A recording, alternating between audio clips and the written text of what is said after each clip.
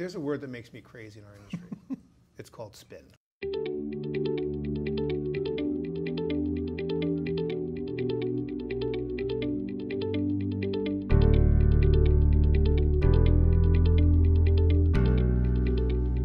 How are you two gentlemen at Bear tackling that issue where you're actually trying to show tangible ROI? How are you addressing that at Bear? We have to be able to show the value of our work, not just to our bosses, but to the C-suite as well. The best way to do that is through measuring how you're impacting your earned media strategies. Earned media has to be a part of every company's arsenal. You just can't do paid, you just can't do owned, you just can't do shared. Earned media is everything, and the best earned media professionals have the best relationship with the journalist.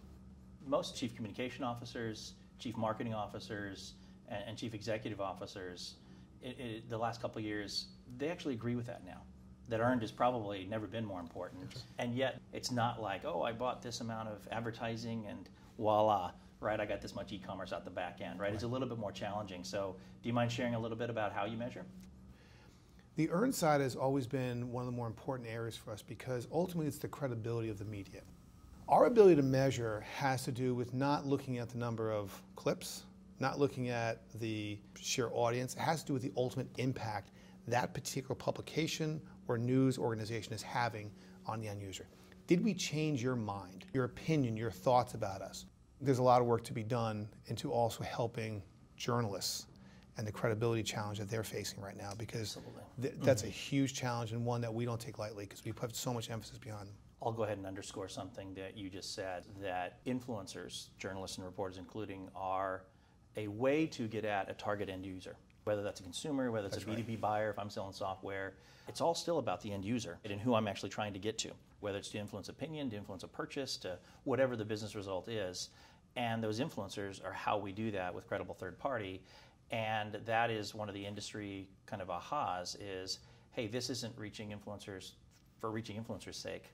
This is reaching influencers to go drive an outcome with a target audience. And that's a great aha we've had, and I think leading brands are actually starting to treat it that way. How do you get that reporter that is now so generalized to kind of be more specialized to covering what you want them to cover? That is the biggest challenge, especially at those regional, local papers. Chris leads an external communications team for us at Bear across the United States. He was global head of media for Bear for a whole bunch of years, and has always held that premise of these journalists ultimately, and I'm going to steal your line from you, these journalists ultimately his customer. Right.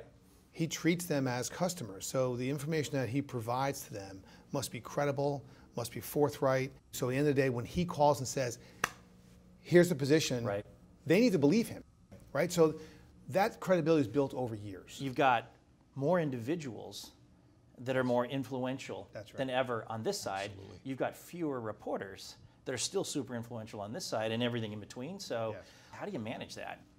It was about 10 or 12 years ago when Chris and I were at Pfizer. I remember we started doing our first real hard measurement of the Pfizer brand, understanding which reporters were having the largest influence on our overall brand.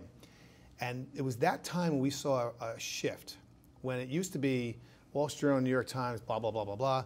All of a sudden now it's WSJ.com. And you're like, what? Wait a second. And then Pharmalot came in. And within about a year or two, half of those top 10 had switched out and were now internet-based reporting. And so now the next paradigm shift, which is influencers on social media. Right. And that's a huge opportunity. They're their own brand. They're their own brand. And in many regards, some of them have more followers than the largest newspaper in the country. And so it's a new channel of communications. Who are the people who are influencing those we are trying to reach? Regardless of the topic, it could be pharmaceutical, it could be agricultural based. You know, we've got a large animal health division, we've got a large pharma consumer crop division. Who are those influencers who are out there? Some of them could be farmers on a field during the day, and at nighttime they're blogging and posting and they're tweeting.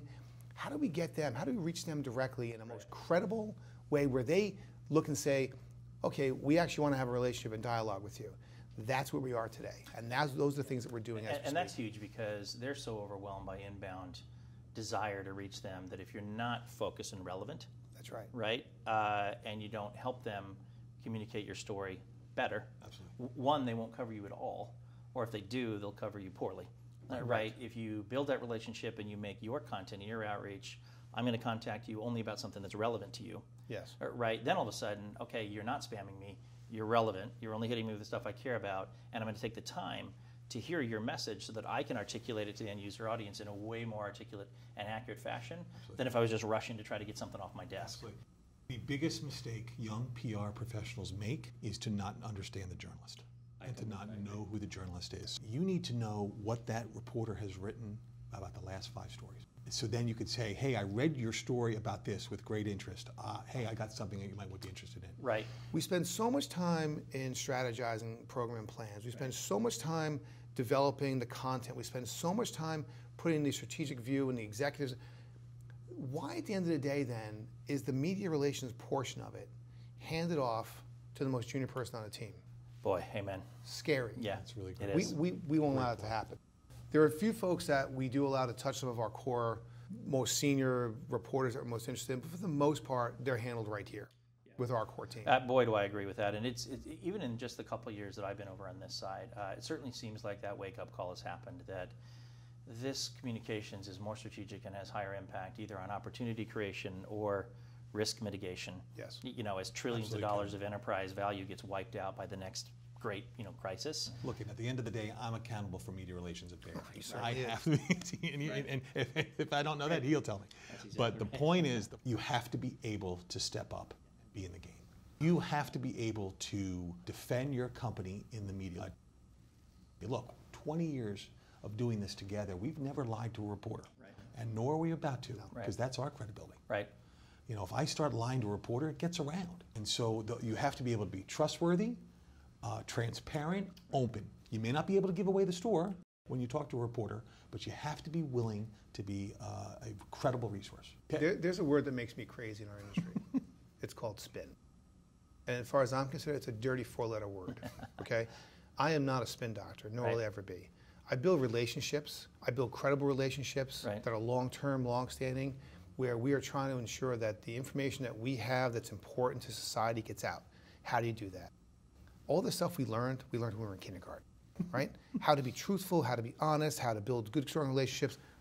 Absolutely. Why does it change when you get into corporate America? Let's just keep applying it. Just keep applying the stuff you learned when you were a kid. It's actually not that hard, right? That's sage words right there. Yeah, yes. Absolutely. And Kevin, you said it though. Every person who has a Twitter account is a journalist today. Right.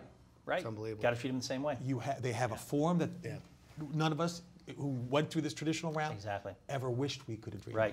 And some of them might have more reach and more influence than someone who was on the Tier 1 media list a couple of years ago.